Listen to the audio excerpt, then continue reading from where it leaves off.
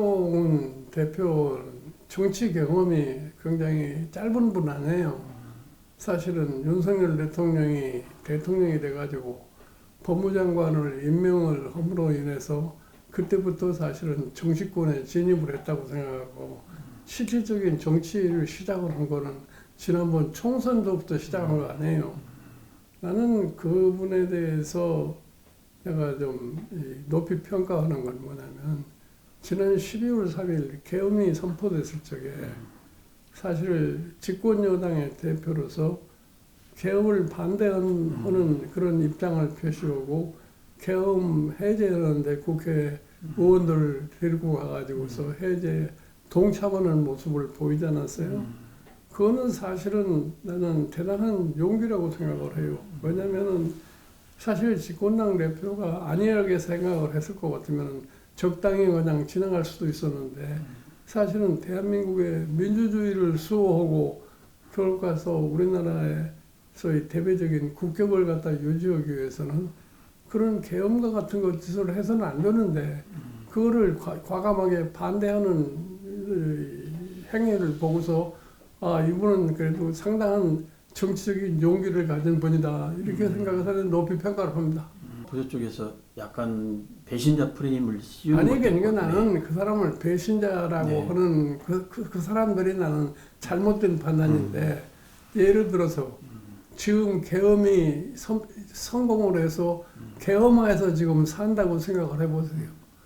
그러면 과연 지금 한동훈 대표를 배신자라고 얘기하는 지금 국민의힘 사람들이 정치를 할 수 있겠어요?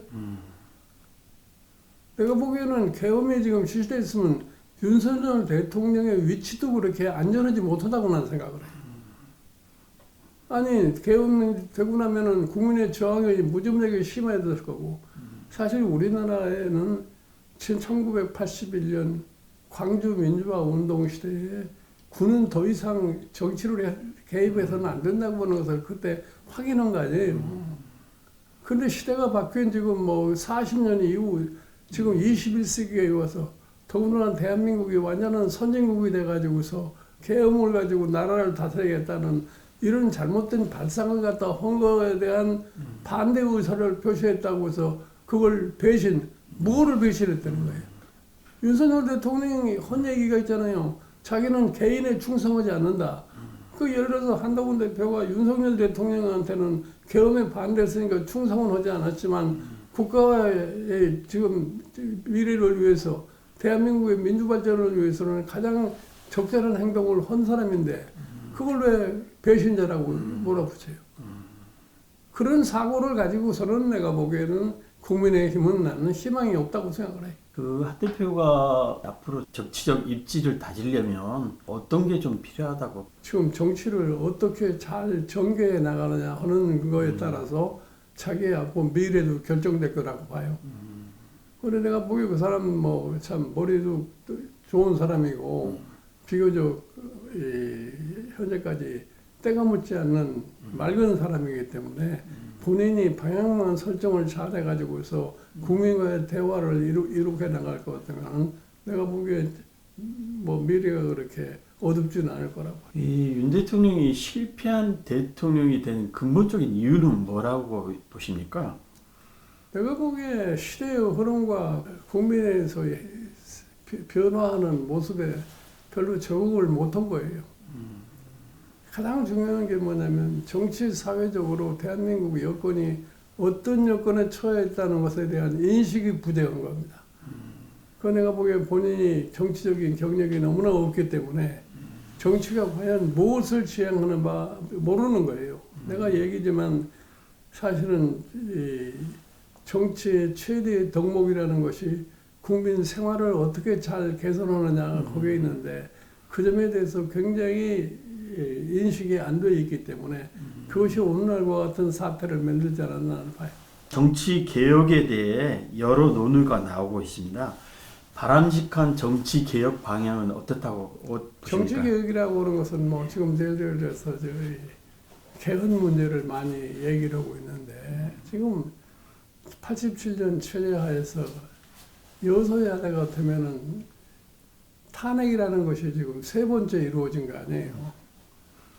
그러니까 앞으로 대한민국의 정치를 안정적으로 이끌어가고 그와 함께 대한민국의 경제를 안정을 시키려면은 정부와 의회가 같이 가는 그러한 권력 시스템을 갖다가 만드는 것이 지금 정치개혁의 무엇보다도 중요한 과제라고 생각을 해요. 그러기 위해서는 개헌이라는 것이 필수적인 건데 그 개헌을 할 주체들이 지금 별로 그렇게 뚜렷하게 나타나지 않아가지고 외부에서만 그저 개헌 이런 논의를 하니까 과연 그게 성공할 수 있을 것인가 하는 것에 대해서 난 아주 굉장히 회의를 갖는 사람이에요. 그러면 정부 권력구조 형태에 대해서는 어느 게 바람직하다고? 그러니까 정부하고 의회와 정부가 항상 일치되는 형태로의 권력 구조를 가지려면 어떻게 되겠어요? 내각제를 하면은 그 자연적으로 있게 되고 또 그렇지 않고 대통령제를 하려면 최소한도 대통령 임기하고 국회의원 임기하고 거의 비슷해야만이 선거가 동시에 이루어져야만이 정부와 의회가 항상 일치할 수 있는 거예요. 대통령제를 유지를 한다고 할지라도 대통령제 임기를 4년으로 축소를 하고 뭐 이렇게 할 수도 있는 거고 사실은 뭐 내각제를 하더라도 국민이 대통령은 내 손으로 뽑아야 되겠다고 하면은 국민 직선에서 뽑게 하고 뭐 내각제를 할 수도 있고 그런 식의 권력 구조가 변할 수도 있어요. 아, 예, 그렇군요. 마지막 질문 좀 드리겠습니다.